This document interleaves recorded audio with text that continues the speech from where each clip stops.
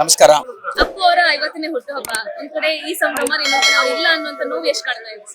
ತುಂಬಾ ಕಾಡುತ್ತೆ. ಅವ್ರಿಲ್ಲ ಅಂತ ನೆನ್ಸ್ಕೊಂಡ್ರೇನೆ ನೋವು ಅದು. ಸೊ ಅವರು ಇಲ್ಲ ಅಂತ ಅನ್ಕೊಳಕ್ ಆಗಲ್ಲ. ಪ್ರತಿ ಏರಿಯಾ, ಪ್ರತಿ ರೋಡು, ನೀವು ಪ್ರತಿ ಹೋಟೆಲ್ಗಳು ಎಲ್ಲೇ ಹೋಗಿ ಅಪ್ಪು ಸರ್ ಫೋಟೋ ಇದ್ದೇ ಇರುತ್ತೆ. ಅವ್ರಿಲ್ಲ ಅಂತ ನೆನ್ಸ್ಕೊಳಕ್ ಚಾನ್ಸೇ ಇಲ್ಲ. ನಾವು ಹೆಚ್ಚು ಕಡಿಮೆ 15 ವರ್ಷ ಅವ್ರಿಗೆ ಊಟ ಸಪ್ಲೈ ಮಾಡಿದ್ದೀನಿ.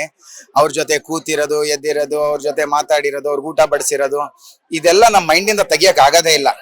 ಅವ್ರಿಲ್ಲ ಅಂತ ಅನ್ಕೊಳಕ್ ಆಗದೇ ಇಲ್ಲ. ಅದು ಆ ತರ ಒಂದು ಪರಿಸ್ಥಿತಿ. ಪ್ರತಿದಿನ ನಾನು ಹೋಟ್ಲಿಗೆ ಹೋದ ಅಂತ ಹೇಳಿದ್ರೆ ಫಸ್ಟ್ ನಮಸ್ಕಾರ ಮಾಡೋದು ನಾನು ಅಪ್ಪು ಸರ್ಗೆ, ಆಮೇಲಿಂದ ಒಳಗಡೆ ಹೋಗೋದು ನಾನು. ಅದೇ ತರ ಪ್ರತಿದಿನ ಅವ್ರ ನಮಸ್ಕಾರ ಮಾಡಿ ಹೋದ್ರೆ ಅದೊಂದು ಒಳ್ಳೆ ಹುರುಪು, ಒಳ್ಳೆ ಜೋಶು. ಆಮೇಲಿಂದ ಇವತ್ತಿನ ದಿನ ಹೋಟೆಲ್ಗಳಿಗೆ ಐಕಾನ್ ಅಂತ ಹೇಳಿದ್ರೆ ಅಪ್ಪು ಸಾರೇನೆ. ನಾನ್ ವೆಜ್ ಹೋಟೆಲ್ಗಳಿಗೆ ನಾನ್ ವೆಜ್ ಹೋಟೆಲ್ಗಳಿಗೆ 100%. ನಾನ್ ವೆಜ್ ಹೋಟೆಲ್ಗಳಿಗೆ ದೇವ್ರವರು, ಐಕಾನ್ ಅವರು. ಅವ್ರನ್ನ ಇಟ್ಕೊಂಡು ಎಷ್ಟೋ ಸಾವಿರ ಜನ ಬದುಕ್ತಾ ಇದ್ದಾರೆ. ನೀವ್ ಇಲ್ಲಿ ಹೊರಗಡೆ ಹೋದಾಗ ನೋಡ್ಬೋದು, ಎಷ್ಟೋ ಜನ ಅವ್ರ ಲೈಫ್ ಕಟ್ಕೊಂಡಿದ್ದಾರೆ. ಏನೋ ಒಂದ್ ಮಾರ್ಕೊಂಡು ಅವ್ರ ಹೆಸರಲ್ಲಿ ಎಷ್ಟೋ ಜನ ಕಟ್ಕೊಂಡಿದ್ದಾರೆ. ಅವ್ರಿಗೆ ತುಂಬಾ ಜನ ದಾರಿದೀಪ ಆಗಿದ್ದಾರೆ. ಅವ್ರನ್ನ ದೇವ್ರು ಅಂತಾನೆ ಹೇಳಕ್ ಇಷ್ಟಪಡ್ತೀನಿ, ಅಷ್ಟೇನೆ, ಬೇರೆ ಇನ್ನೇನು ಇಲ್ಲ. ಅವ್ರ ಜೊತೆ ಕಳೆದಿರುವಂತ ಕೆಲವು ಒಳ್ಳೊಳ್ಳೆ ಮೆಮೊರೀಸ್ ಏನಾದ್ರು ಇದೆಯಾ ಸರ್? ತುಂಬಾ ಮೆಮೊರಿಗಳಿದೆ ಮೇಡಮ್. ಅವ್ರು ಬಡಿಸುವಾಗ ಆ ಊಟ ಬಡಿಸೋದೇ ಒಂದು ಖುಷಿ ನಮ್ಗೆ. ನನ್ನ ಹೆಸರು ಅವ್ರಿಗೆ ಯೂಶಲ್ ಆಗಿ ಗೊತ್ತಿರ್ಲಿಲ್ಲ, ನವೀನ್ ಅಂತ.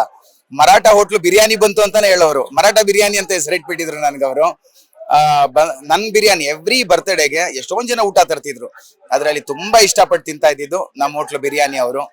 ಅವ್ರ ಫ್ರೆಂಡ್ಸ್ ಆಗ್ಲಿ, ಅವ್ರಾಗ್ಲಿ. ನವೀನ್ ಬಂದ ಅಂತ ಗೊತ್ತಿರ್ಲಿಲ್ಲ, ನಮ್ಮ ಮರಾಠ ಬಿರಿಯಾನಿ ಬಂತು ಅಂತ ಹೇಳೋರು. ಆ ಮಟ್ಟಿಗೆ ಅವರು ನನ್ನನ್ನು ಗುರುತಿಸ್ತಿದ್ರು. ಅವರು ಗುರುತಿಸಿ ಮಾತಾಡ್ತಾ ಇದ್ರಲ್ಲ, ಅದಕ್ಕಿಂತ ದೊಡ್ಡ ವಿಷಯ ಬೇರೆ ಇನ್ನೇನು ಇಲ್ಲ. ಆಮೇಲೆ ಅವರು ಮನೆಗೆ ಹೋದಾಗ್ಲೂ ಅಷ್ಟೇನೆ, ಅಕ್ಕ ಕಡಿಮೆ ಬಡಿಸು, ನಾಳೆ ಶೂಟಿಂಗ್ ಇದೆ, ಡಯಟ್ ಮಾಡ್ತಾ ಇದಾರೆ ಅವರು ಅಂತ ಹೇಳೋರು. ಅಪ್ಪು ಸರ್ ಹಂಗಿಲ್ಲ, 2 ಪೀಸ್ ಬಡಿಸ್ರಿ, 1 ಅವರ್ ಎಕ್ಸ್ಟ್ರಾ ಜಿಮ್ ಮಾಡಿದ್ರೆ ಆಯ್ತು ಇವತ್ತು ಅಂತ ಹೇಳೋರು. ಅದೆಲ್ಲ ನೆನಪಿಸ್ಕೊಂಡಾಗ ಕಣ್ಣಲ್ಲಿ ನೀರು ಬರುತ್ತೆ.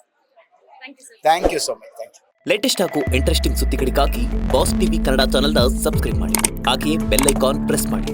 ಇದರ ಜೊತೆಗೆ ಫೇಸ್ಬುಕ್, ಇನ್ಸ್ಟಾಗ್ರಾಮ್, ಎಕ್ಸ್ ನಲ್ಲೂ ಮಿಸ್ ಮಾಡದೆ ಫಾಲೋ ಮಾಡಿ.